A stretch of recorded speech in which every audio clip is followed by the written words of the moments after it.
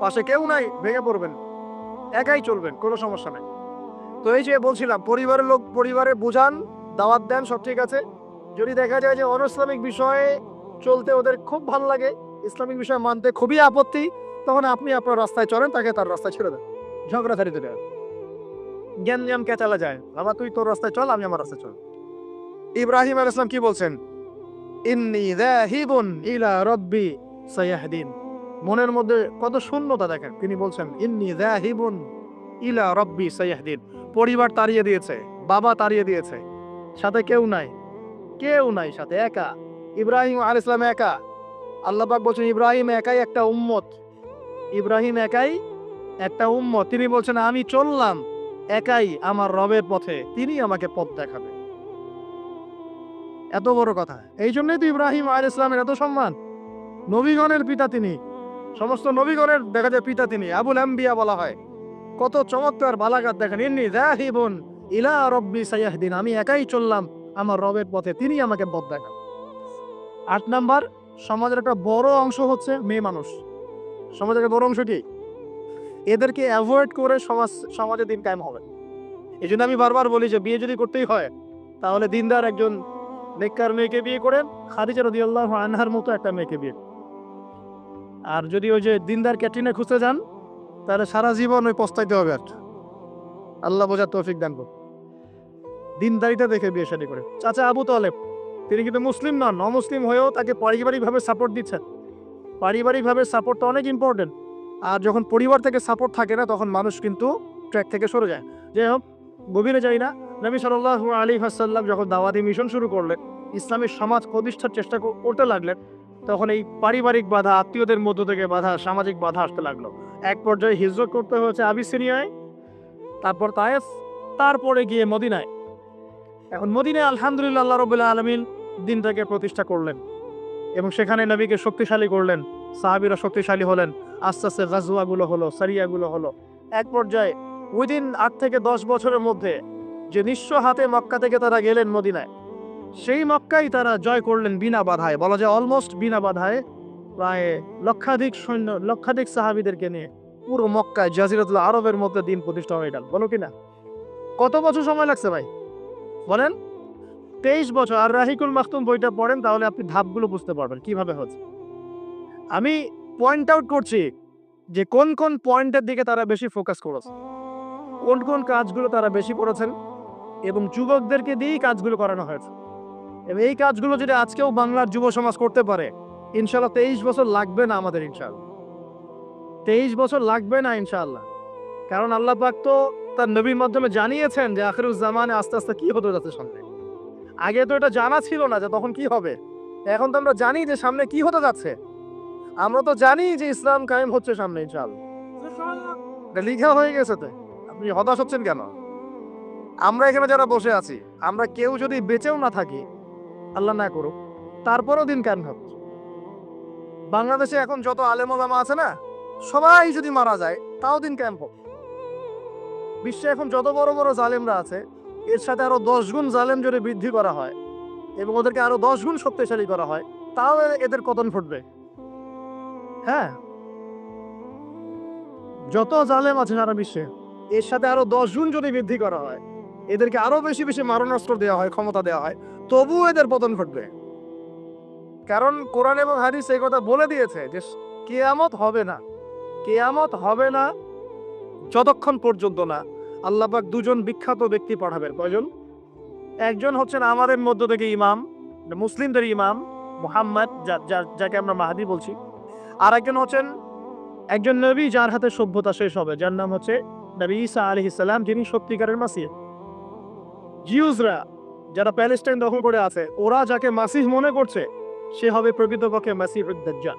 সে কিন্তু প্রকৃত মাসিহ নয়। সত্যিকারের মাসিহ কে? নবী ঈসা ইবনে মারইয়াম। তার হাতেই দাজ্জালকে মেরে ফেলা হবে বাবেলুদ নামক জায়গায়। সভ্যতা এই জায়গায় না যাওয়া পর্যন্ত কিয়ামত হচ্ছে না ইনশাআল্লাহ। এবং ঈসা আলাইহিস সালাম যতক্ষণ 40 বছর পুরো বিশ্বে ইসলামী সমাজ প্রতিষ্ঠা না করছেন, ততদিন পর্যন্ত ইনশাআল্লাহু আযজা ওয়া জাল কিয়ামত হবে। এটা লেখা হয়ে গেছে। শুধু তাই না, ঈসা আলাইহিস সালামের যুগটা শেষ হওয়ার পরে আবার এমন একটা যুগ আসবে, যে যুগটা হবে পৃথিবীতে সবচেয়ে নোংরা জঘন্য যুগ। এখন আমরা যে যুগটা পার করছি না, এটা পৃথিবীর সবচেয়ে নোংরা যুগ না, এটা পৃথিবীর সবচেয়ে নোংরা যুগ নয়। যে যুগে আপনি দেখছেন সবাই সুদ খায়, মোটামুটি সবাই এই যে ফ্রি মিক্সিং, পরকিয়া, হ্যাঁ, জেনা, গান বাজনা, নর্তকী চলছে না সারা সমাজ জুড়ে, মনে হচ্ছে এটাই মনে হয় সবচেয়ে খারাপ যুগ, তাই মনে হয় না অনেকে? এটা সবচেয়ে খারাপ যুগ নয়, যদিও এই যুগের মধ্যে হাজারটা খারাপই আছে।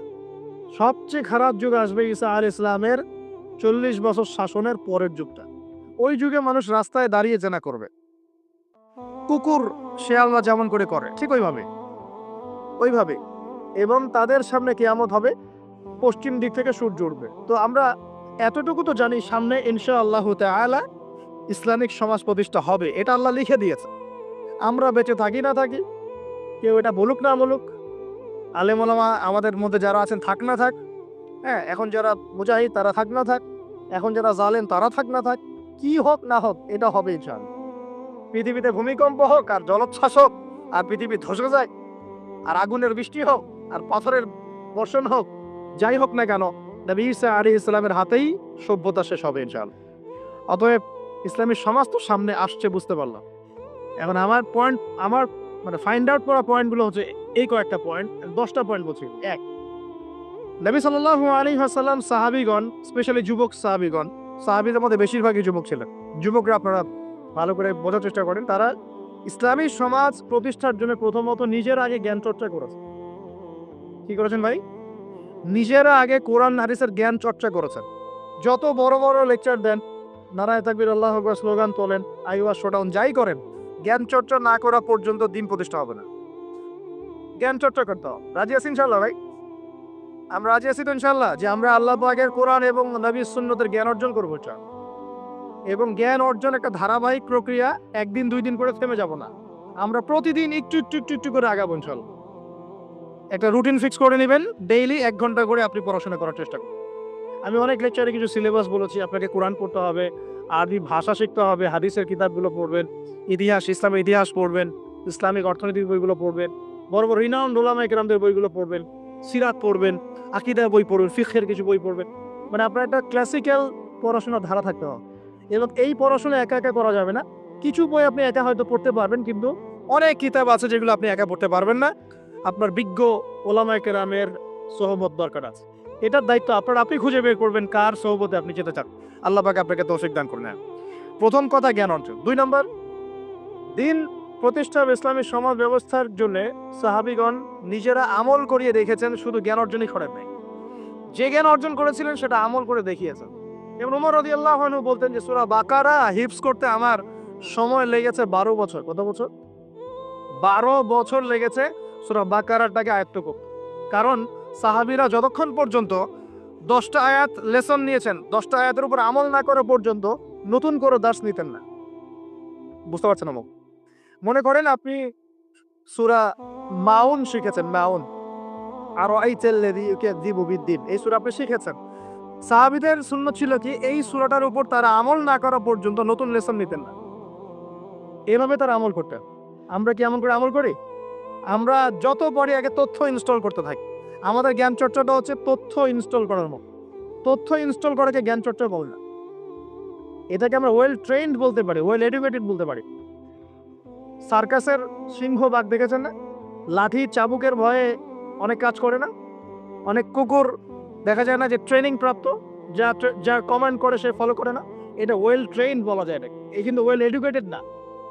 আমাদের ক্রিটিক্যাল থিঙ্কার্স দরকার, মানে কোরআন সুন্নাহ পড়বে, আমল করবে এবং এটাকে নিয়ে গবেষণা করার চেষ্টা।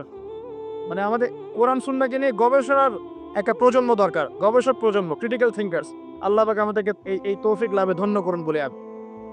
2 নম্বর ইনিশিয়েটিভটা হচ্ছে অবশ্যই জ্ঞান অনুযায়ী আমল করতে হবে যদি ইসলামী সমাজ চাই। আল্লাহ পাক আমাদের সবাইকে তৌফিক দান করুন, সবার আগে আমাকে তৌফিক দান করুন বলি আমি। জ্ঞান অনুযায়ী আমল করার জন্য একটা সুন্নাত ফলো করলেই হবে, একজন ব্যক্তিকে জাস্ট ফলো করতে হবে। জীবনের প্রতিটা কাজ নবী সাল্লাল্লাহু আলাইহি ওয়াসাল্লামের সুন্নাহ মাফিক করলেই আপনি জানা অনুযায়ী আমল করে ফেলবেন ইনশাআল্লাহ। পারা যাবে ইনশাআল্লাহ। আজকে ঘুমানো থেকে শুরু করে দেন, জীবনের প্রতিটা কাজকে ঢেলে সাজা, কাপড় পরা, ঘুমানো, ঘুম থেকে ওঠা, হ্যাঁ, এমনকি বিছানা ঝাড়া, ইস্তেঞ্জা করা, আপনার ব্যবসা বাণিজ্য, শিক্ষা, এভরি সিঙ্গেল সেক্টর ঢেলে সাজানোর চেষ্টা করেন যে নবীর মতো হচ্ছে কি। যদি হয় আলহামদুলিল্লাহ, যদি না হয় তাহলে এখানে আপনার কিছু কাজ করার বাকি আছে। আল্লাহ পাক আমাদের সবাইকে নবী সাল্লাল্লাহু আলাইহি ওয়াসাল্লামের সুন্নাহ মাফিক জীবন গড়ার তৌফিক দান করেন। 3 নম্বর পয়েন্টটা হচ্ছে নবী সাল্লাল্লাহু আলাইহি ওয়াসাল্লাম সাহাবীগণ আদর্শ পরিবার গড়েছিলেন। কি করেছেন ভাই? কারণ পরিবার হচ্ছে একটা সমাজের গঠন একক। আপনি সমাজ নিয়ে কথা বলছেন, তাহলে আগে পরিবার ঠিক করতে হবে বা ঠিক করার চেষ্টা করতে হবে। আমি এটা জানি যে একটা পরিবারের সব সদস্য হয়তো নামাজি নাও হতে পারে। নূহ আলাইহিস সালামের স্ত্রী যখন ঈমান নিয়ে আসে নাই, লূত আলাইহিস সালামের স্ত্রী যখন ঈমান নিয়ে আসে নাই, আদম আলাইহিস সালামের সন্তান কাবিল যখন জাহান্নামে যাচ্ছে, আবার ফেরাউনের ঘর থেকে যেমন আসিয়া জান্নাতে যাচ্ছে, তার মানে পরিবারের সবাই যে একরকম হবে নট নেসেসারি। কিন্তু অ্যাজ এ পরিবারের কর্তা, আপনি পরিবারের guardian, as a guardian of family, আপনাকে আপনার রেসপন্সিবিলিটি তো পালন করতে হবে নাকি? পরিবারে আপনার দায়িত্ব নাই? পর্দা প্রতিষ্ঠা করার দায়িত্ব কার? আপনার। আপনার স্ত্রী পর্দা করে না, এই দায়িত্ব কার? এই জিম্মাদারি কার? আপনার সন্তান যে নামাজ পড়ে না, এই রেসপন্সিবিলিটি কার? পরিবারে যে হারাম ঢুকতেছে রিজিকে, এই দায়িত্ব কার? তো আল্লাহ পাক, আমি মনে হয় বুঝাতে পেরেছি। অতএব পারিবারিকভাবে আল্লাহ পাক আমাদের সবাইকে যেন ইসলামটা ধরে রাখার তৌফিক দান করেন বলে আমিন। 4 নম্বর হচ্ছে নবী সাল্লাল্লাহু আলাইহি ওয়াসাল্লাম সাহাবীগণ দ্বীনের দাওয়াতি কাজ সবাই আমভাবে করেছে। এমন নয় যে নির্দিষ্ট কিছু সাহাবী দাওয়াতি কাজ করতেন, বাকিরা দাওয়াতি কাজ করতেন না, বিষয়টা কিন্তু এমন ছিল না। সবাই মিলেই দ্বীনের দাওয়াতি কাজ করতেন, যে কাজটা আমরা এখন করি না। কতজন ভাই আছেন যারা ডেইলি কমপক্ষে আধা ঘন্টা করে হলো দাওয়াতি কাজ করেন? হাত তুলেন দেখি। আচ্ছা না ভাই, দেখেন, সবাই মিলে যতক্ষণ পর্যন্ত দাওয়াতি কাজ করব না, সৎ কাজে আদেশ অসৎ কাজে নিষেধ, ততক্ষণ পর্যন্ত সমাজ ব্যবস্থা কায়েম হবে না। সবাইকে দাওয়াতি কাজ করতে হবে। একজন আলেম আসবেন, একজন বক্তা আসবেন, ওয়াজ করে যাবেন, দাওয়াত দিয়ে যাবেন, ব্যাস এখানেই ফুল স্টপ, ডোর ক্লোজড, তাহলে হবে না। এভাবে সমাজ প্রতিষ্ঠা হবে না। এভাবে তো বললাম দাওয়াত দেওয়া হতে পারে, একদিনের ওরস হতে পারে, একদিনের ওয়াজ হতে পারে, একদিনের একটা সম্মেলন হতে পারে, কিন্তু প্রতিষ্ঠা অন্য জিনিস। প্রতিষ্ঠা মানে কি? মানে আমি যে আসলাম, বললাম ভাই 5 ওয়াক্ত নামাজ পড়েন, নামাজের দাওয়াত দিয়ে গেলাম। আর প্রতিষ্ঠা মানে কি? যদি এখানকার অথরিটি আমার কাছে থাকতো আর আপনি নামাজ পড়ছেন না, আমি আপনার দোকান সিলগালা করে ফেলতাম। বুঝতে পারেন নাই? আজান আছে, মার্কেটে দোকান খোলা, দোকান সিলগালা হয়ে যাবে, জরিমানা হবে, ভ্রাম্যমাণ কোর্ট একদম কোর্ট সাথে সাথে বসে আর ফাইন করে দেয়। এটা প্রতিষ্ঠা। নামাজ পড়বো না মানে? মুসলমান নামাজ পড়বো না কেন? তুমি কি অমুসলিম নাকি নামাজ পড়বো না? এর নাম প্রতিষ্ঠা। এটা কি আপনি করতে পারবেন? আপনি এখন দাওয়াত দিতে পারবেন, ভাই নামাজে আসেন, নামাজ পড়লে এত নাকি হয়, না পড়লেই হয়। তো এই দাওয়াত তো চলছে মাশাআল্লাহ। প্রতিষ্ঠা কখন হবে? যখন সবাই মিলে সমাজটা পরিবর্তন করবে, তখন গিয়ে প্রতিষ্ঠা হবে ইনশাআল্লাহ। সমাজে যারা নেতৃত্ব দেয়, এরা কি আসমান থেকে টপকে পড়ে, না সমাজের ভিতর থেকে বের হয়? সমাজ যদি পরিবর্তন হয়, নেতৃত্ব এখান থেকেই বের হবে ইনশাআল্লাহ। আর যখন আল্লাহওয়ালা মানুষরা উপরে যাবে, তখন দেখবেন তারা এইসব অথরিটি ইম্পোজ করবে। চল, ওই যে বলেছিলেন 1 মাস, খালি একটা মাস ওমরের শাসন যদি চলে, দেখবেন সব একদম ঠান্ডা হয়ে গেছে ইনশাআল্লাহ। সব ঠান্ডা, একদম ঠান্ডা। এটা ভেরি মাচ পসিবল। 1 মাস সময়, 1 মাস উইদিন 1 মাস। উমর রাদিয়াল্লাহু আনহু যদি এখন বেঁচে থাকতেন, মনে করেন কথার কথা বলছি, উমর রাদিয়াল্লাহু আনহু এখন বেঁচে আছেন, তিনি আসলেন পাকিস্তানে, আসলেন না সিরিয়াতে, আসলেন, কথার কথা বলছে, এমন তাকে মনে করেন দায়িত্ব দিল জনগণ যে আমিরুল মুমিনিন, আপনি সমাজটা ঠিক করেন।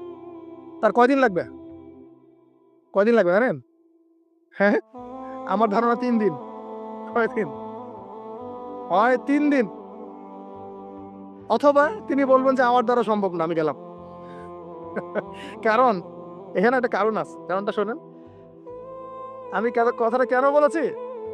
আলী রাদিয়াল্লাহু আনহুর যুগে কিছু যুদ্ধ হচ্ছিল না, সিফিনের যুদ্ধ, এই যুদ্ধগুলো, তখন জনগণ, খারেজিদের সাথে যুদ্ধ হচ্ছে, জনগণের মধ্যে কয়েকজন এসে বলছে, আলী রাদিয়াল্লাহু আনহু ইয়া আমিরুল মুমিনিন, আমরা ওমর রাদিয়াল্লাহু আনহু, আবু বকর সিদ্দিক, উসমান, তাদের যুগটা পার করে আসলাম, তো ওই যুগে তো এত ফিতনা ছিল না, তা আপনার যুগে এত মারামারি হানাহানি কেন? ঘটনা কি?